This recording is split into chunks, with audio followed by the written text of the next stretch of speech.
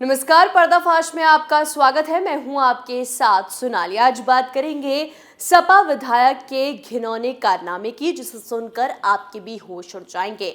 सपा को बीजेपी से कितनी नफरत है ये सब जानते हैं। जैसा कि हर चीज का ठिकरा सपा बीजेपी पर फोड़ देती है, अपनी गलतियों का भी भार बीजेपी के कंधों में सपा रखती आई है। उदाहरण के तौर पर रामचरितमानस का ही टॉपिक ले लीजिए, जहां सपा नेता स्वामी प्रसाद मौर्य ने इतना शर्मनाक बयान दिया, वहीं दूसरी तरफ अखिलेश यादव के मुंह से अपने नेता के लिए एक शब्द नहीं निकला। उल्टा उनको प्रमोट कर दिया और कहा कि इसमें बीजेपी की गलती है, वो हमें शूद्र मानते हैं। यानी सारी गलती आपके नेता की। आपके नेता ने हिंदुओं की आस्था के ग्रंथ रामचरितमानस पर इतना घटिया बयान दिया, वहीं आप उनका सपोर्ट कर रहे हैं और बीजेपी को गलत बता रहे हैं। सिर्फ चंद मुस्लिम वोट बैंक के लिए सपा बीजेपी को नीचे लाने के लिए किसी भी हद तक जा सकती है।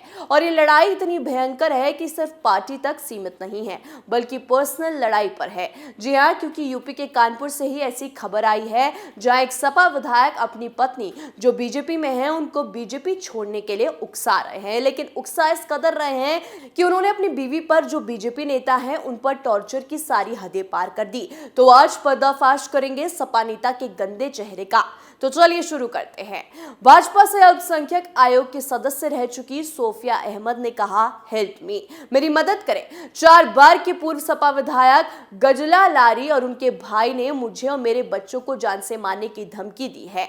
गजला के भाई और मेरे पति शारिक अराफत कुरैशी अवैध तरीके से दूसरी शादी करने जा रहे हैं। दरअसल 24 जनवरी 2023 को सोफिया ने ऊपर लिखे कैप्शन के साथ ट्वीट किया कि पीएम मोदी और सीएम योगी से मदद की गुहार लगाते हुए उन्होंने एक वीडियो पोस्ट किया। वीडियो में उन्होंने क्या कहा ये आगे बताएंगे, उससे पहले वो पूरी कहानी जानते हैं जिसकी वजह से वीडियो बनाने की नौबत आई थी।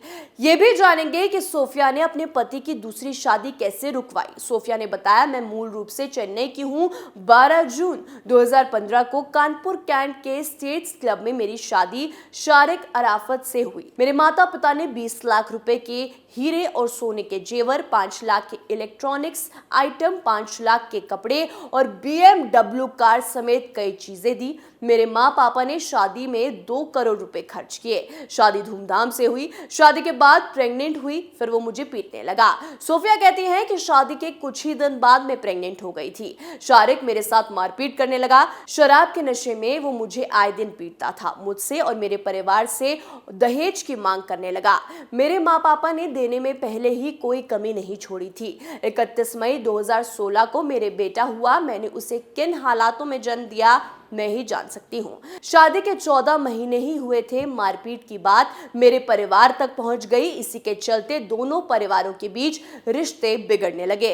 पता नहीं मेरा क्या गुनाह था। हमारा बेटा 2.5 महीने का ही हुआ था। 13 अगस्त 2016 को शारिक किसी बात को लेकर झगड़ने लगा। वो नशे में था। उसने मुझे 3 तलाक बोलकर मेरे बेटे के साथ घर से बाहर निकाल दिया।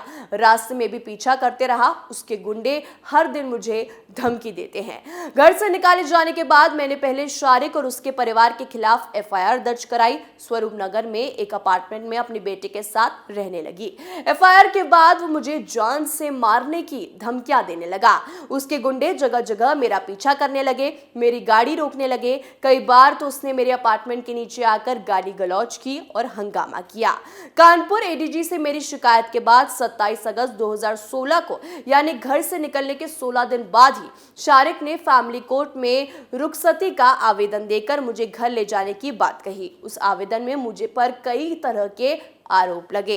फैमिली कोर्ट में हमारी बातचीत होती रही। साल 2018 के आखिर तक मैं फिर से इनके घर आने जाने लगी। साल 2021 तक हम हस्बैंड वाइफ की तरह रहने लगे। सोफिया ने आगे कहा, 2021 में मेरी माँ की डेथ हो गई। फिर मैंने शारिक से कहा कि मुझे घर पर परमानेंट कब बुलाया जाएगा। शारिक और उसके परिवार ने मुझसे कहा कि इसके लिए तुम्हें बीजेपी, उसकी विचारधारा छोड़नी पड़ेगी। अपना कानपुर वाला फ्लैट मेरे नाम करना होगा। साल 2017 में मैंने बीजेपी ज्वाइन की थी। साल 2018 से 2021 तक मैं माइनॉरिटी कमीशन की सदस्य रही हूँ। शारिक अराफत की बहन गजाला लारी बसपा और सपा पार्टी से 4 बार विधायक रह चुकी है। उनका बड़ा रसूख है। वो मुझे भी अपनी विचारधारा के साथ जोड़ना चाहती थी, जो मुझे कतई मंजूर नहीं था। जब इन्होंने दोबारा इस तरह का बर्ताव करना शुरू किया तो मैंने अपने घर पर रहना शुरू कर दिया।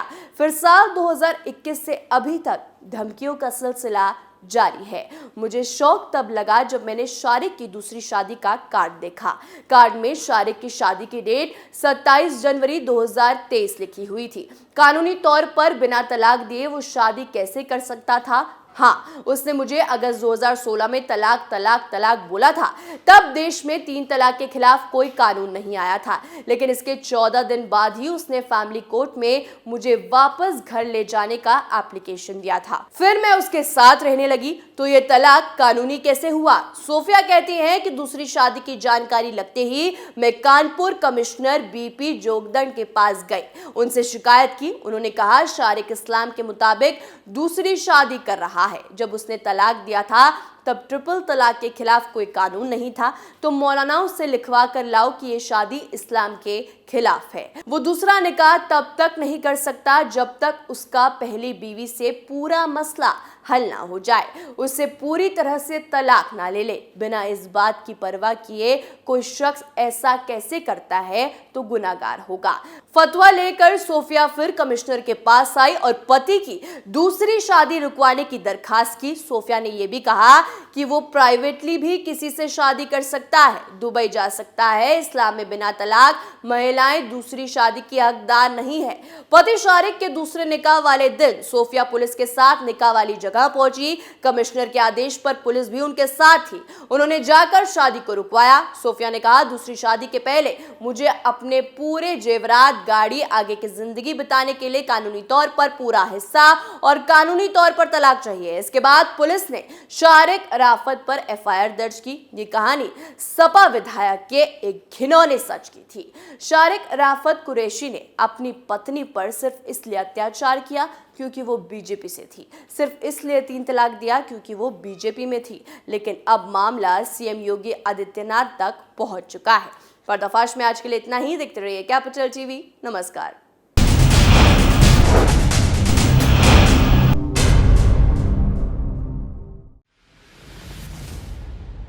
मैं राजनीति करता नहीं, पर राजनीति को बहुत गहरे तक समझता हूं। मैं लोगों के बीच रहता हूं, लोगों के मन को अच्छे से जानता हूं।